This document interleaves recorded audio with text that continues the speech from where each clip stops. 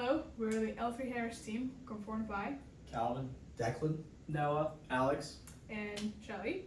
And a little project overview would be secondary mirror support structures, or SMSS for short, are essential for properly aligning optical components in satellites.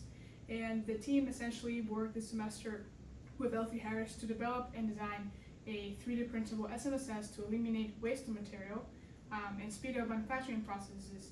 All of this while at the same time maintaining the performance characteristics that are needed for it to be sent to space. So at the beginning of our project, we developed a problem statement, and as Shelley stated, lightweight SMSSs require affordable, fast, and structurally sound manufacturing methods, such as additive manufacturing, to precisely align these optical components without obstructing their field of view. And the hopes of our project is to provide L3 Harris with new SMSS design and fabrication ideas, and also we hope to push the aerospace industry farther into additive manufacturing to help promote rapid manufacturing and testing of spacecrafts. Additionally, at the start of this project, L3 Harris provided us with deliverables and requirements that the project was to meet. Some of the deliverables included the design reviews, creation and prototyping and validation of the SMSS itself, and we also added a deliverable which was the 3D printed metal coupon testing results. As for the requirements, the design and prototype and creation of the SMSS was to be designed with the additive manufacturing approach, and the factors of safety and mass contingency factors used during the design process are specified here. The specifications given by L3 Harris can be split up into geometrical and performance. For the geometrical specifications, the structure had to be 48 inches in diameter, the legs had to be 120 degrees apart, and the structure can't obstruct more than 14% of the primary mirror. For the performance specifications, we were given a weight limit, minimum first mode, and a requirement to have positive margins of safety for launch loads. We were also given a maximum displacement for the thermal loads experienced while in orbit. With these requirements and specifications in mind, the team developed 5 total concepts and their corresponding concept sketch, along with a finite element model, or FEM for short, and measured them across several different performance metrics outlined by L3 Harris. Each of the models created were shelled, and based off of the results and finite element results, the 2 models that performed the best that would be used to move forward with were a triangular model with I-beam cross sections and a circular model. Once these initial designs were chosen, the next step in the design progression was to perform optimization on these designs. First type of optimization used was topology optimization, which helped determine the load path of the load path through these structures, which helped us optimize our geometry and remove unneeded mass. Along with the shape optimization was performed, in which the structure was parameterized, and then these dimensions were altered rapidly in order to determine which dimensions had the greatest influence on the performance of our model. As part of the deliverables for the project, the team ordered 24 coupons, or dog bones for short, 12 of which were aluminum and the other 12 were made out of steel. And the team performed all 3 of the tests, which were hardness, bending, and tensile testing, which resulted in material properties to be slightly different and slightly lower than the predicted material properties for solid dog bones. To make a shelled model viable for printing, we had to explore ways to reduce overhang angles for a model. We explored using chamfers and edge blends, which worked well for plastic 3D printing, but were not suitable for metal. To make our model suitable for metal 3D printing, we used drafted extrusions to create triangular tops, which had an overhang angle of less than 45 degrees from the horizontal. The 45 degrees from horizontal is important because this is the minimum overhang required for this type of printing, and the overhang tool showed us that our model is suitable for metal printing. The model that we used for correlation was ordered from Exometry and is at 60% scale of a full-size model. It is made out of ASA, which is a plastic similar to ABS, and was made printable for plastic 3D printing by adding blends on the inside edges to reduce the 90-degree overhangs and make the bridge lengths shorter. In terms of model testing, after we received the SEA model, we performed both vibrations and displacement testing, for which we utilized accelerometers, 1 to 3 inch blocks, along with some lab weights and bungee cords to perform all the tests. And we utilized an LMS instrument software in order to get all of the results. For model correlation, we used a finite element model, or FEM, that represented the testing setup. For the displacement setup, the mount pads were fixed at the end using a 3-to-1 constraint setup, and a distributed load was placed on the parallel bars in the middle of the hex to represent the weighting done during testing. 2 locations in the FEM were examined for displacement and were compared to the same locations during testing. They were compared by percent error and had respective errors of 0.29% and 0.14%, correlating the displacement.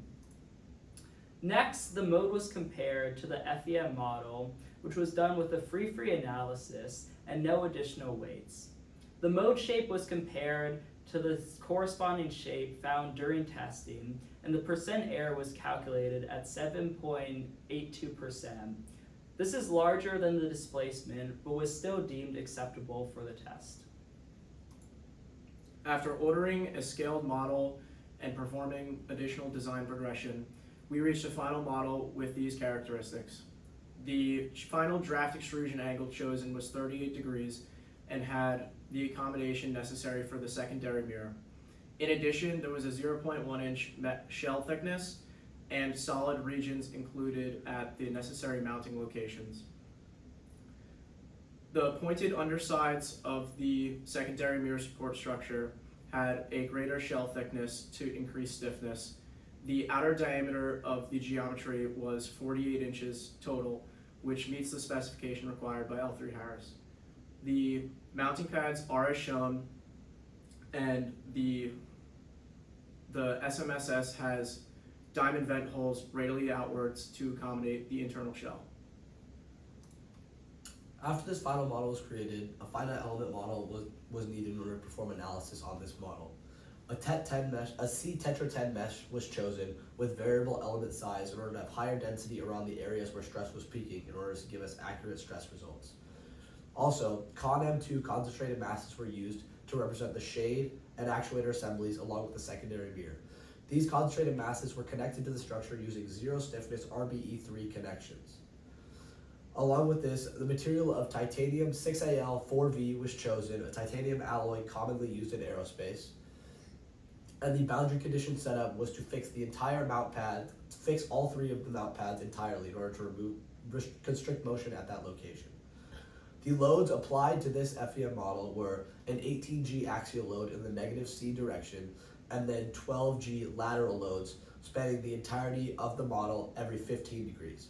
Along with this, 2 temperature loads were applied, a high temperature load from 20 degrees Celsius to 35 degrees Celsius, and a low temperature load from 20 degrees Celsius to 5 degrees Celsius. Finally, this finite element model was used to verify the mass, which came out as 17.7 pounds, so within our 18-pound specification. The finite element model was then solved respectively with all loading conditions, and the first result was the yield margin of safety computation used with the von Mises stresses within the model. The lowest margin was 1.538, which was considered a factor of safety of 2. This is the stress plot of the von Mises stress with the worst loading subcase, and the peak stress is found at the valley of the draft extrusions. Next, the ultimate stress margin of safety was calculated with the factor of safety of 2.5, and it was calculated with the worst principal stresses within the SMSS. The lowest margin was 0.938 at the same worst subcase. This is the plot of the worst principal stress with the worst subcase, and the maximum stress is in the same location in the valley of the draft angle. Next, the obstruction area was calculated which included the all hardware and SMSS, and it was calculating the obstruction area from the assembly onto the primary mirror. The final obstruction area of the primary mirror was 13.99%, which satisfied the specification. Next, the displacement of the secondary mirror under 1 degree isothermal loads is as follows. The translation of it was 0.2708 microinches, and the rotation of the secondary mirror was 0.03178 microradians.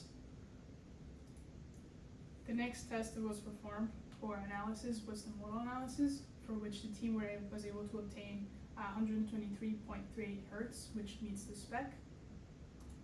And the next thing was the worst case buckling analysis, for which the team obtained an eigenvector value of 90.19, and the buckling location is shown on the very peak on the image. As for the future work, moving forward, the team would implement a 2D mesh to better accommodate the convergence and better accurately model the final model. Additionally, we would like to explore non-uniform shell thicknesses to accommodate differences of optimization techniques. We would like to explore topology and shape optimization further to ultimately decrease the weight, obstruction area, and potential cost. 3D metal data correlation was another thing that we would like to explore and improve upon, meaning that we would like more relevant material testing, something such as testing titanium samples as opposed to stainless steel and aluminum. And we would also like to further develop the post-processing procedures for powder bed printed shell models. The team would also like to acknowledge Professor Christopher Muir for his continued support and project management role throughout the course of the semester. We would also like to thank L3 Harris, specifically Pat Ellsworth, Patrick Zinter, and Steve Sutton for their continued support across the entire semester and weekly meetings. We would like to thank Chris Pratt and Professor Kashevsky for their testing help. We would like to thank Alex Prideaux, Jim Alkins, and Bill Mildenberger for manufacturing help. We would like to thank Bill Brunessel and Robert Nowart for their help with X-ray crystallography and data processing, and Professor Lombropoulos for meeting with us to discuss 3D printed lattices. Thank you again to L3 Harris for sponsoring this project. The team is very grateful for the opportunity to be working on a project that pushes the boundaries for what can be done in the aerospace industry. We're thankful to have learned so much, not only the technical concepts tied to this project, but also important information and advice related to the industry.